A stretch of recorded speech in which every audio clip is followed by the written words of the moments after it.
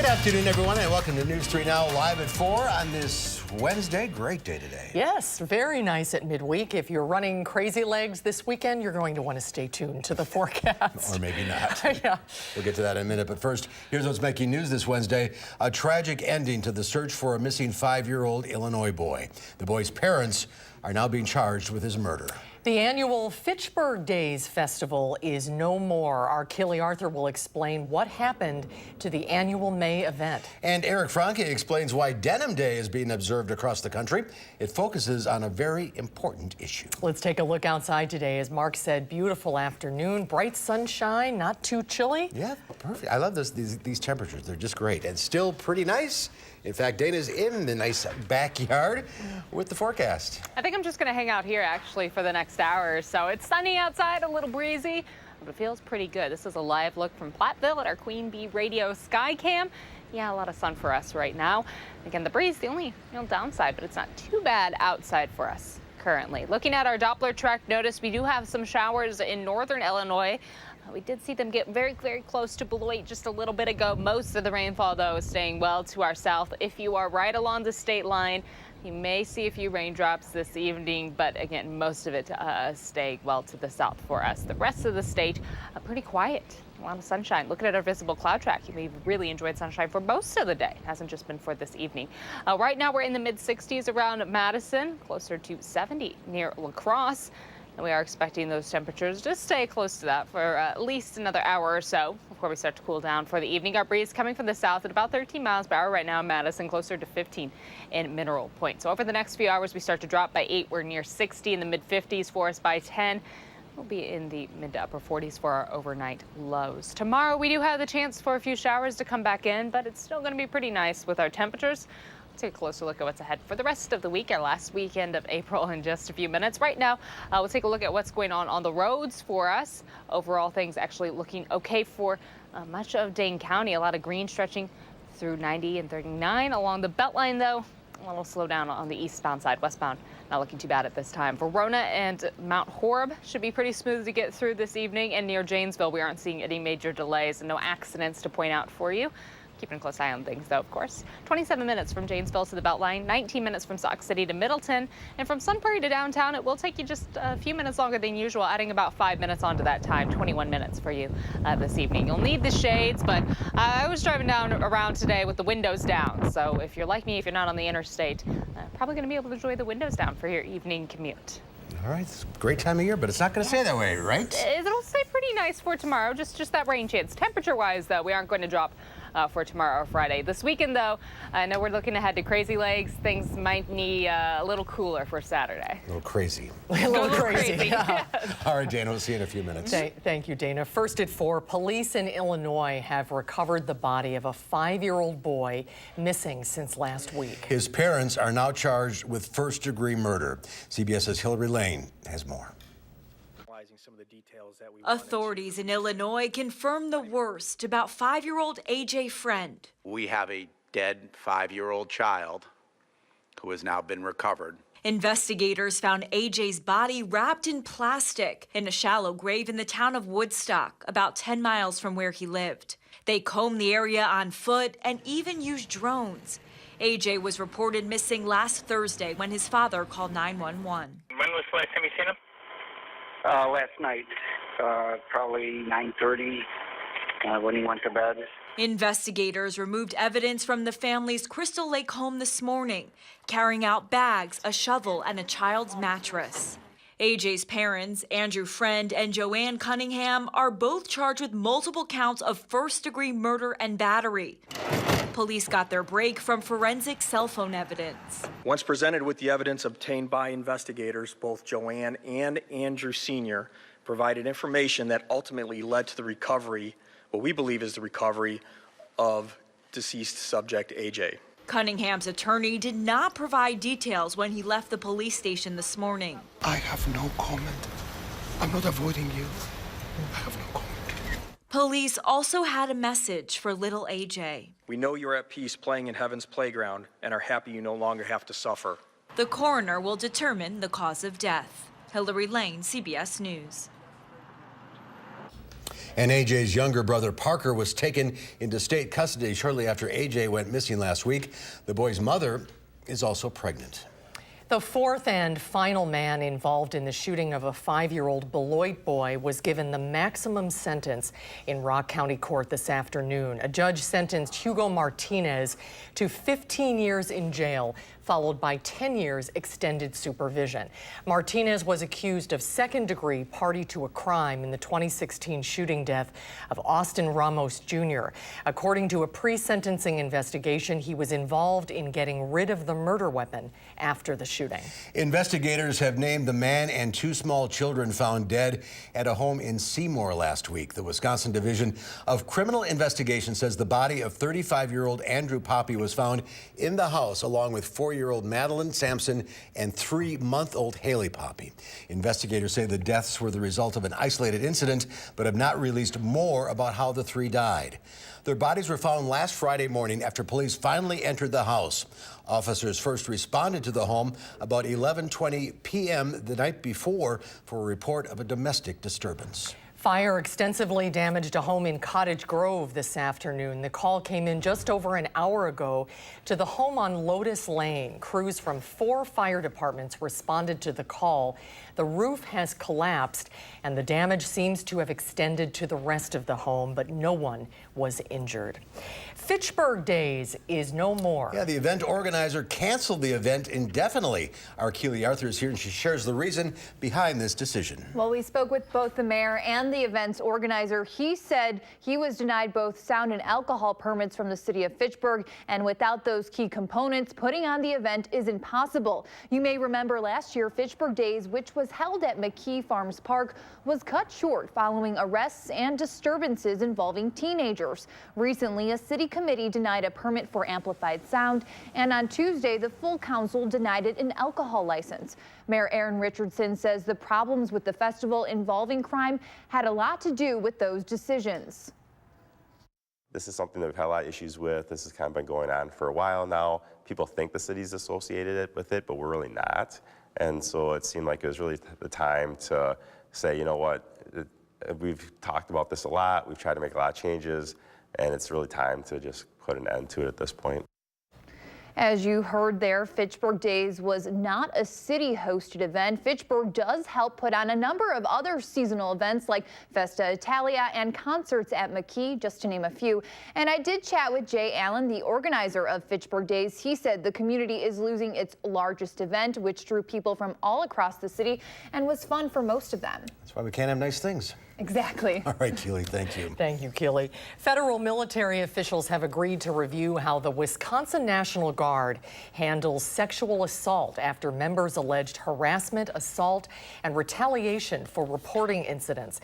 Governor Tony Evers and Senator Tammy Baldwin asked the Guard in March to review its sexual assault and harassment reporting procedures and accountability measures.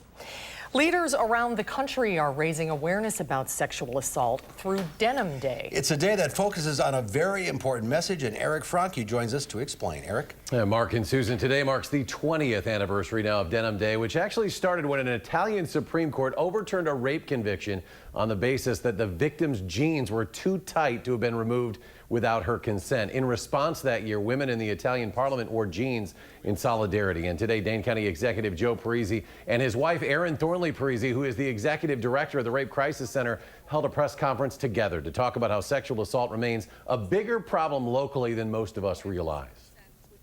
I've learned a lot from Erin over the past couple of decades. And unfortunately, one thing I've learned is that when it comes to sexual assault, the situation hasn't gotten any better. We need to do better. The first step toward doing better is to recognize that this epidemic exists. Denim Day raises awareness for Sexual Assault Awareness Month, and this is just one of many events going on all month long. Another is scheduled for tomorrow night, the Take Back the Night event on Library Mall on campus. That'll be from 7 to 9 p.m. Mark and Susan. All right, Eric, thank you. You're welcome. Authorities in Sri Lanka investigating the Easter Sunday bombings are warning the country is not out of danger yet. New security video shows 2 suspected suicide bombers inside one of the luxury hotels blown up in Sri Lanka. Police say the men were brothers and they were sons of a wealthy local businessman who is now in custody along with more than 50 others. Foreign intelligence agencies repeatedly warned of an upcoming attack. Sri Lanka's president fired 2 of his top security officials in the aftermath. President Trump is taking on congressional Democrats. The president says he is going to fight against Democratic-led congressional investigations. This includes the subpoena of former White House counsel Don McGahn, who was quoted in special counsel Robert Mueller's report more than 150 times. The president said he's complied with the Mueller investigation, and now he's done. But we're fighting all the subpoenas. Look, these aren't like impartial people. The Democrats are trying to win 2020. He's basically trying to take away the power of the Congress and therefore the power of our constituency. We cannot have this. Democrats say they have a constitutional duty to provide oversight of the executive branch. And there's a growing list of Democrats calling for an impeachment of the president. But House Speaker Nancy Pelosi is being more cautious. President Trump says that he will fight impeachment, tweeting, quote, "If the partisan Dems ever tried to impeach, I would first head to the U.S. Supreme Court." The president will be in Wisconsin this weekend. He'll be holding a campaign rally at the Resch Center in Ashwaubenon on Saturday night, the same night as the White House Correspondents Association's yearly dinner in Washington, D.C. The president said earlier this month he would skip the dinner again this year. He has skipped them every year since he became president. Local authorities are getting the venue in Green Bay ready for the president's appearance. We're anticipating probably 10,000 people inside the Resch Center, and then whatever may be outside as well. And we're learning more as the event is rolling out what the specifics are going to be for that evening. The doors will open at 4 o'clock, and President Trump is expected to take the stage about 3 hours later. Tickets are available through the website donaldjtrump.com. Well, the results are in the American Lung Association's State of the Air report. And as you might expect, Southern California is the worst place to breathe. LA and Long Beach together top the list of the most ozone-polluted cities. The report also shows the air quality got worse in the last year. This is the 20th annual State of the Air report, and LA has topped the list of most ozone-polluted cities 19 of those 20 times. Oddly, Sheboygan, Wisconsin, was the 20th worst city. Other Wisconsin cities, though, got a clean bill of health, including Eau Claire, La Crosse, Wausau, and the Appleton-Fox Valley area. Breathe clearly. Yes. There's more to come at 4. So you think you know the city of Madison? Well, there are at least 100 things to do in Madison before you die. We'll talk with the author of the book's second edition when Live at 4 continues.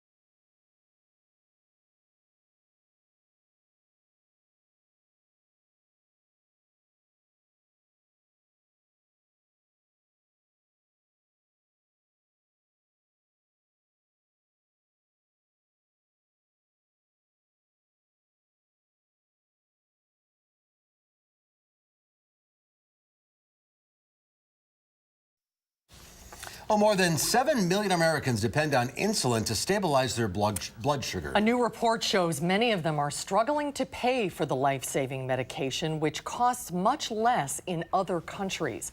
Bronte Fulner was diagnosed with type 1 diabetes when she was 8 years old. Fulner joined Maryland Democrat Elijah Cummings to release the findings of a congressional committee report exploring the skyrocketing cost of diabetes medication.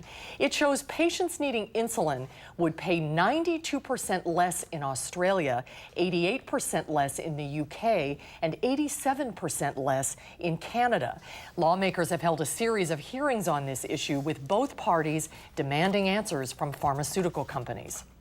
If you think you can, just out-talk us without any transparency, without any accountability, I just want you to know your days are numbered.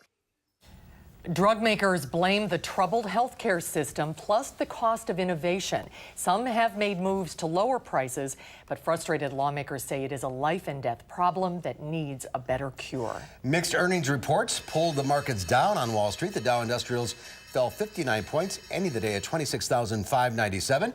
The Nasdaq Composite Index gave up 18. The S&P 500 was off 6.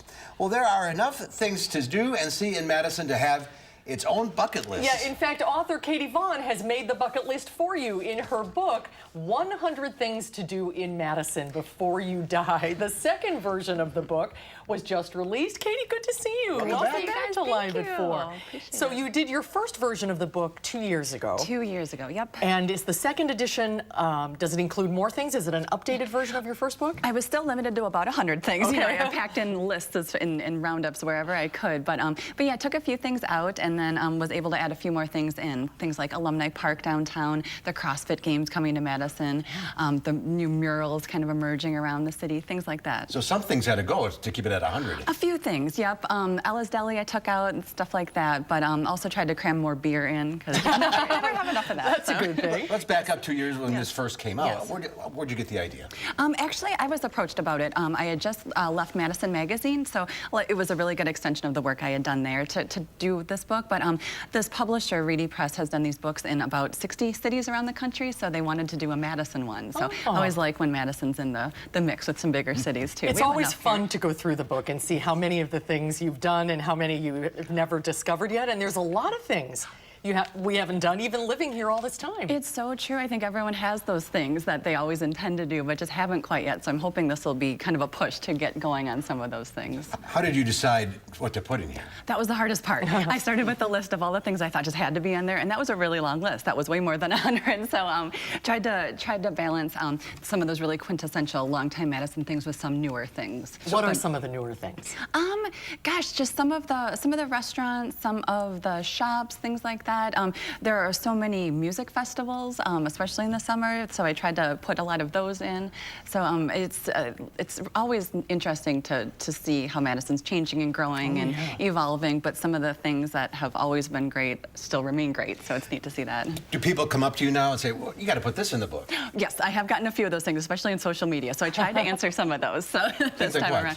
Someone had said, why isn't the comedy club in the first one? And I thought, oh, good point. So 2 years later, it is. It is now. Oh, that's good. Yes.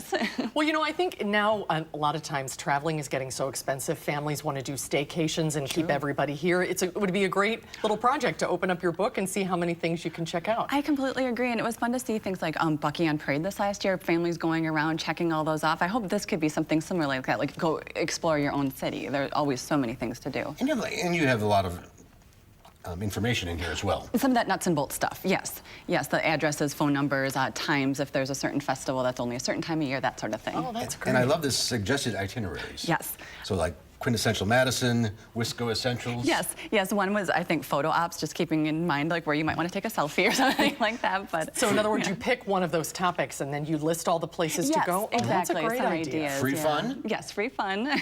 Bring the kids. Concerts on the Square. Adult beverages might be one of them. I can't remember. Well, that seems to be the longest one here. Yeah.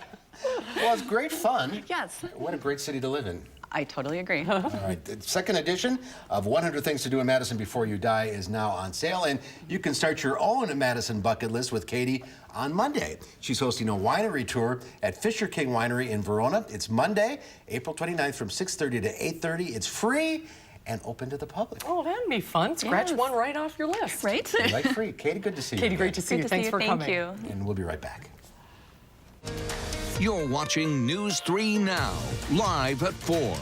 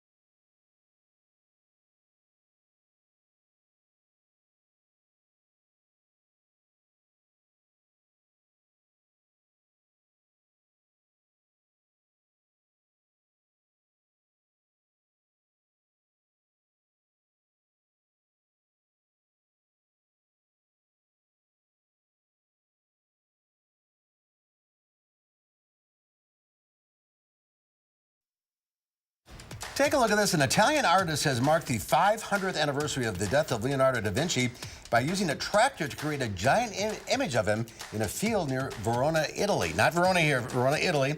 It took this land artist 8 hours to complete the work, plowing lines and curves to form a representation of da Vinci's face. It measures 10 square miles across, but anyone wanting to see the image for themselves need to act fast. The image will be plowed over in a few days so they can plant the crops. Boy, that's beautiful, isn't it? Very cool. I can't believe it only took 8 hours.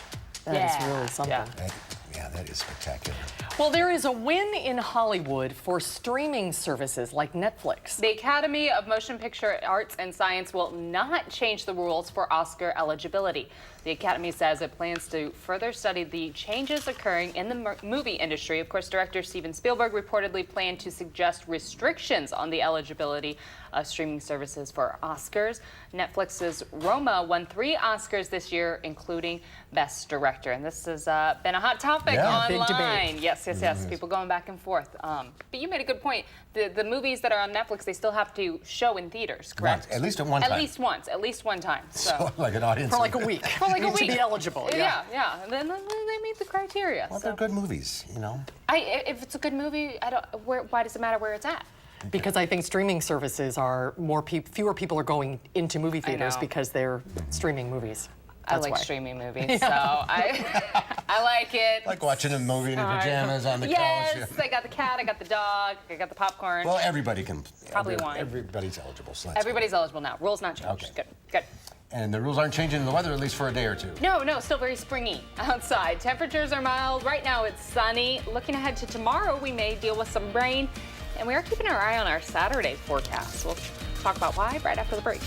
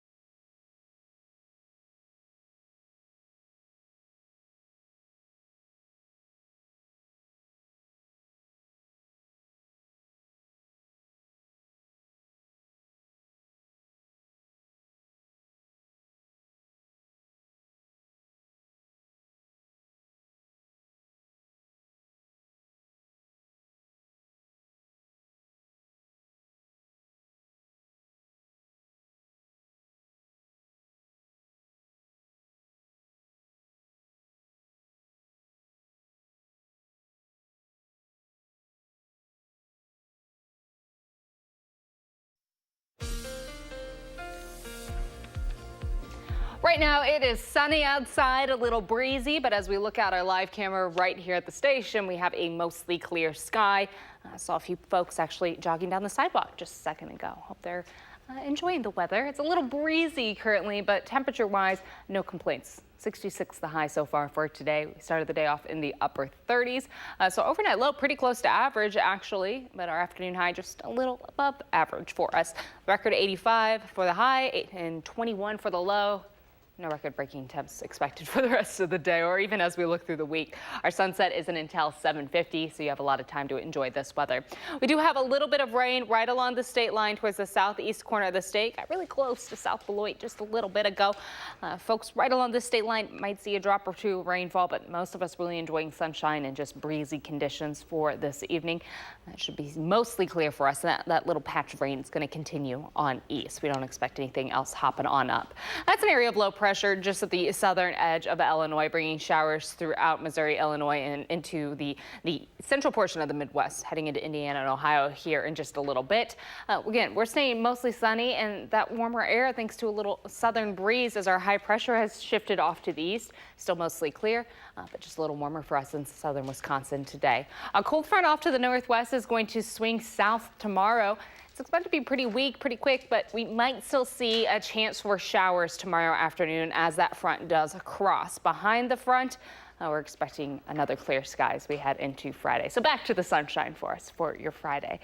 This front could bring those showers in the afternoon. Not expecting any rainfall in the morning, just a few clouds possible for us early in the day. Temperatures will fall to the upper 40s early on, so not nearly as cool to start off Thursday compared to where we're at this morning. Mostly cloudy later on in the day, and the chance for a few spotty showers sliding in for us. May see some heavier rain at times, some isolated areas, but not expecting a lot of accumulation with these shower chances coming throughout the afternoon and into the evening. Certainly just a good day to keep an eye to the sky if you have any outdoor plans for your Thursday. The showers wrap up overnight, and by Friday morning, we're looking at a mostly clear sky. We'll be closer to the lower 40s early Friday morning, and by Friday afternoon, we have a mostly sunny sky and back close to 60 for our afternoon highs. So a pretty seasonal day for us on Friday. Again, that breeze behind the front coming from the northwest, so just a little cooler outside. Gusts along with that front passing could get a little windy for tomorrow afternoon, anywhere from 20 to 25 miles per hour with that front crossing later in the afternoon and evening. So just keep that in mind. Again, keep an eye to the sky and the chance for rain. That's, of course, for your Thursday. Friday, we're calm and sunny. Saturday, it's our next opportunity for a little more significant rain. May even see a little snow mixing in, mainly north of Madison. So here's what we got for Saturday. We start off with showers, may see some heavy rainfall at times north of Madison as temperatures will be hovering in the lower 30s, mid to low 30s for us. We could see a little snow mixing in. This is all really dependent on the track of the center of the low pressure as it does move towards us. The further north it goes, we're looking at a little more rain. If it goes a little more south, we may pick up a little more snowfall, but again, mixing likely north of Madison. Not really expecting much accumulation though. By Sunday, we're back to sunshine. Should be pretty pleasant by Sunday. Overall temperatures tonight should be pretty mild. Mostly clear skies, about 46 as we head into your Thursday morning. A breeze coming from the southwest, about 5 to 10 miles tomorrow. 5 to 10 miles per hour tomorrow, about 8 to 15 for those sustained wind speeds. And again, we could see some stronger wind gusts later in the day with the chance for some showers. A variably cloudy sky. Temperatures will be in the upper 60s. So we're looking at another day with temps above average. Upper 60s for Thursday, low 60s for Friday, and then Saturday and Sunday will be much cooler for us outside. Expecting that cloudy sky on Saturday. Temperatures for our afternoon highs will be a little closer to our average lows. It'll be cool, breezy with a mix possible north of Madison. We're just going to go ahead and hope that the low pressure starts to drift a little further north. So we're leaning more towards some warmer air and rain. But of course, that is all very dependent on the track. So we're keeping a close eye on it over the next few days. Mid-50s on Sunday with sunshine, and we will be wrapping up the last few days of April with a few rounds of showers. Maybe a few isolated thunderstorms mixed on in there to start off next week. But after all the sunshine and mild weather this week, just one more little blast, I guess, for Saturday. Saturday is not looking ideal right now. It's just unfortunate because Crazy Legs is such a big event. Can you run in the snow? Well, you can run in the rain. Not even that much snow. Just bundle up a little bit, a few layers of some thermal gear, and you'll be fine. You'll be folks good. will be all good. One last blast. We're hoping. Just one last. We're done. How many times have we said that? I know, This is about the 8th time this season. We're knock on something. Well, don't let the weather deter you from dropping off documents you want shredded this Saturday. Our Shred Fest is being held at Warner Park from 8:30 to 11. It's a great opportunity to get your documents shredded safely. Please limit what you bring to 3 bags or boxes per vehicle, and let the News 3 Now team help you keep your information safe. For more information, go to channel3000.com/shredfest, or you can get a reminder by signing up for our event on Facebook. You don't have to get out of your car. No, that's right. Just hand it off. Yep. Well, still to come at 4, more and more teens are using e-cigarettes. And that has health and school officials concerned. New concerns when it comes to teens and e-cigarettes. I'm Tom Hansen with what some schools are doing to combat vaping.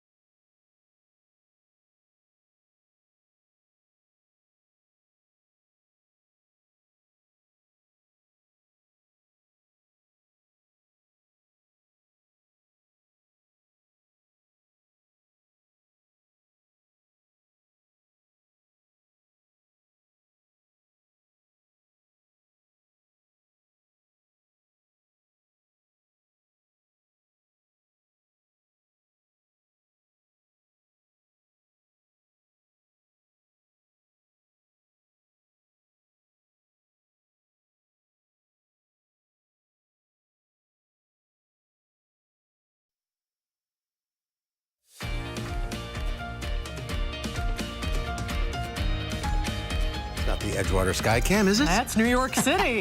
But things have popped up downtown. Yeah. It's a beautiful day in the Big Apple as well. Well, e-cigarette use among middle and high school students is an increasing concern for schools. But new research suggests that many kids don't know what they're vaping or how addictive it can be. Tom Hansen sat down with some students trying to educate their peers about the dangers. Caitlin Myers and Davin Turner have seen firsthand how popular vaping is in high school. I know a lot of people that vape, and it's like constant, and then especially in the beginning of the school year, everyone just had it out in the hallway. Use of e-cigarettes has skyrocketed, especially among adolescents and teens. Do you think that teens think it's harmless? Yeah. I definitely do, because if they knew, then nobody would be doing this as much. Now, a new study suggests many kids aren't aware how much nicotine they're getting when they vape. I'm very concerned. Researchers at Stony Brook Children's Hospital surveyed people under 21 about their tobacco, e-cigarette, and marijuana habits. They found 40% who used in the past week didn't realize their products contained nicotine, but tests showed they had significant levels of the chemical in their system. These kids are using these very high content products and they're, potentially going to get addicted and they don't know what's going on. North Babylon High School in New York is among schools trying to teach kids about e-cigarettes through a new program called Vape Out. That's our ultimate goal, is to create awareness and education for students who haven't started these things yet. Students like Caitlin and Davin will also talk to younger students about the dangers of e-cigarettes. They've heard enough from the adults and the stuff, and I feel like it'd be more effective to hear it from us. And we want to go there just to give them, the information of the dangerous chemicals that are in it and, the risk of addiction. They hope kids get the message so they never get hooked. Tom Hansen, CBS News, North Babylon, New York. The study also found that many teens are using e-cigarettes to use marijuana. That is a growing problem. Yeah. All right, coming up, the seasons of graduation, spring weddings, and other events. It's all in the springtime. It can all be very expensive when you have to buy gifts for all those events. So how do you manage that? We'll talk to Christine Whalen from UW-Madison when Live at 4 continues.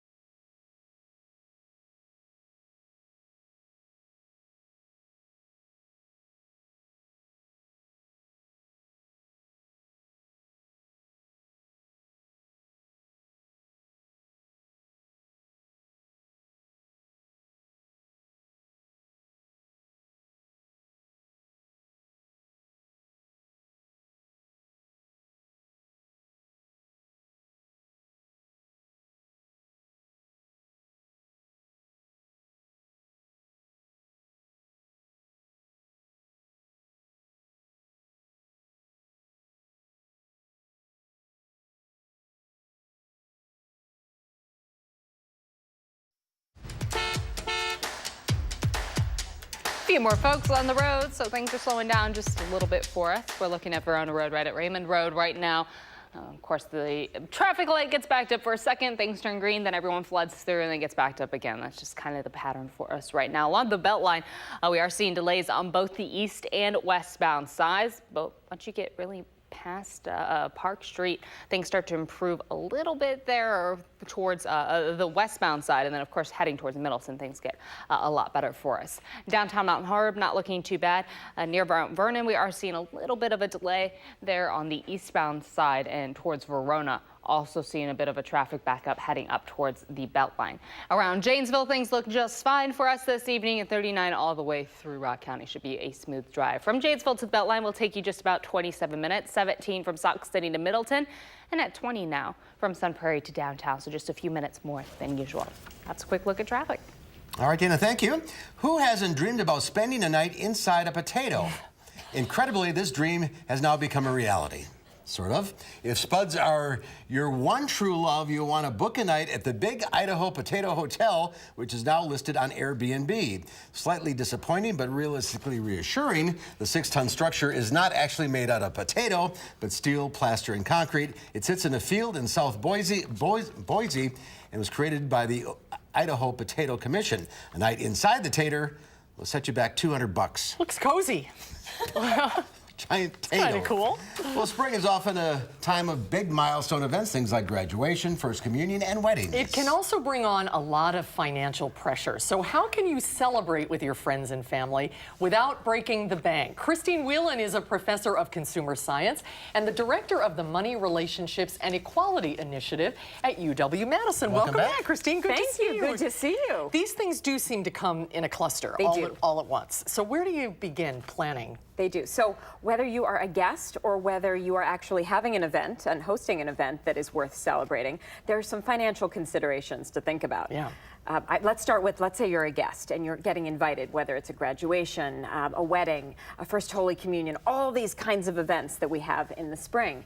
I think the first thing we want to do is to recognize that all of us have a budget. And that no matter how many wonderful events we want to celebrate, we have a limited amount of money to work with. So think about your monthly budget before you even begin. And then I think the best way to do it is to break it down into, like, who is inviting you? Is it a family member, a close friend? Is it a friend? Is it an acquaintance? And you might set up a different budget depending on who the person is in relation to you.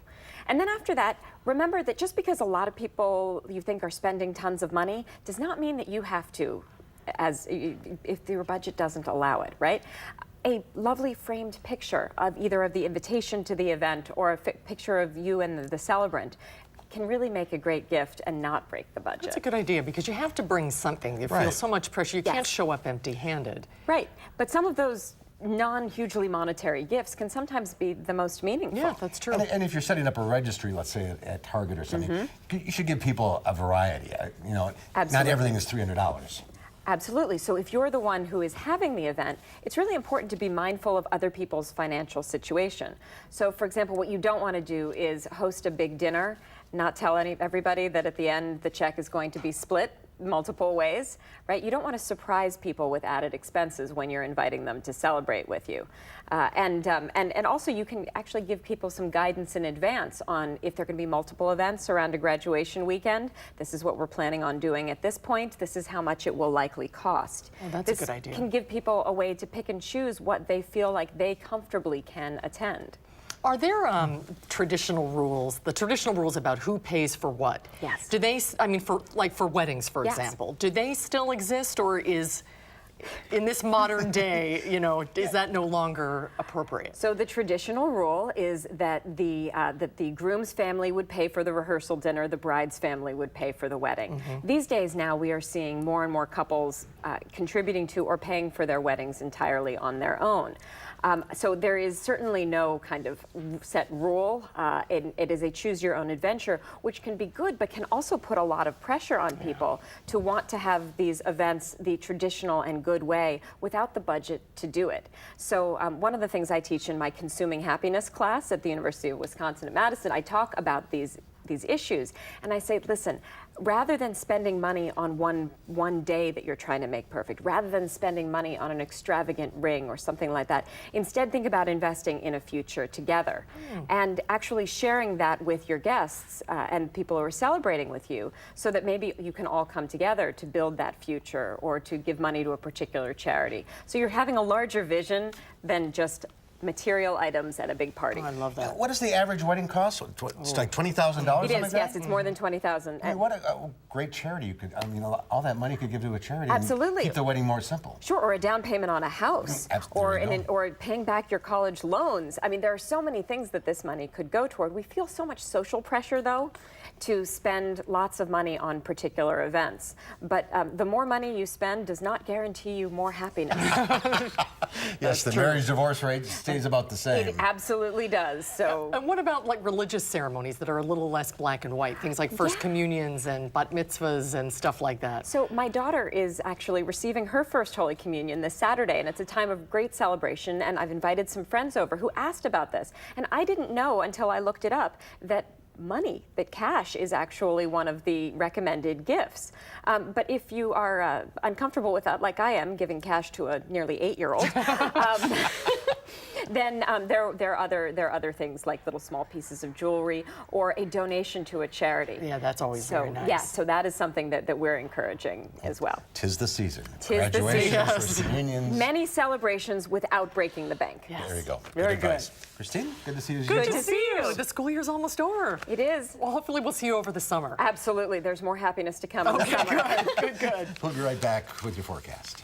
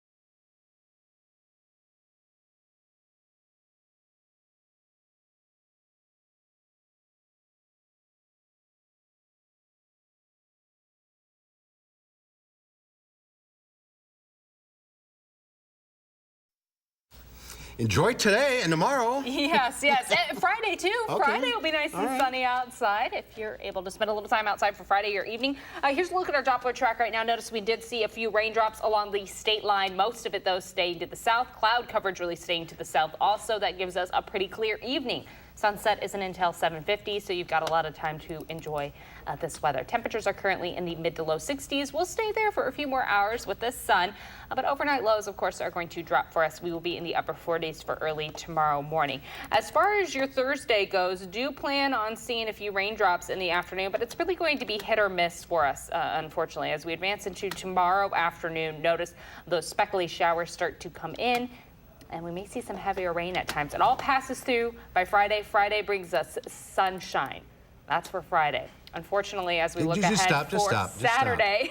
Stop. It's Saturday. We're out of time. Here's your warning. We have added an alert day to the forecast for Saturday. It is going to be a little cold. It's going to be a little rainy, and we may see a little bit of snow. Just run faster. Run. That'll get you running faster. The Crazy Lakes folks, dodge the raindrops. And then back to 60s next week. And then back to 60s Just a little next blip. week. Yep. Okay, thank you, Dana. Tomorrow here on Live at 4, we'll find out what's happening in the 608 with Emmy Fink, and she is bringing her new baby along. Hey, we can't wait for that. And we go vegetarian and vegan with registered dietitian Julie Andrews. She shares some great new recipes for you to try tomorrow on Live at 4.